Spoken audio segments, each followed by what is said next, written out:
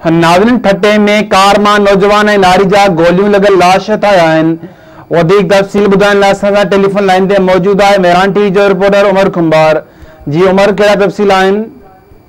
जी वधीक तव्हांखे ॿुधाईंदो न त अॼु सुबुह जो हाई स्कूल रोड ते कल्टस कार बीठल हुई, जंहिंमें अॻी सीट ऐं पोई सीट ते नौजवान औरत ऐं नौजवान मर्द जा लाश पियल हुआ, जिन खे मथे में गोलियूं लॻल हुयूं, जेके पुलिस तहवील में वठी नौजवान जो शनाख्ती कार्ड खीसे मां कढियो त सुञाणप अलाडनो वलद सुमार पली जो जेको दड़ो लॻ यूसफ पली जो ॻोठ जो रहवासी आहे, जंहिंजी सुञाणप थी। ऐं औरत लाइ ॿुधायो वञे थो त ठटे लॻ मिसण बिरादरी रहे थी, जंहिंजी औरत आहे, जंहिं कुझु वक़्तु अॻु नौजवान सां प्यार जो परणो कयो। माइटनि जी मर्ज़ी ख़िलाफ़ ॿिन्ही जा लाश पुलिस तहवील में वठी एडी एम्बुलेंस ज़रिए सिविल अस्पताल मकली पहुचाए विया आहिनि ऐं कार तहवील में वठी वधीक जांच करे रही आहे।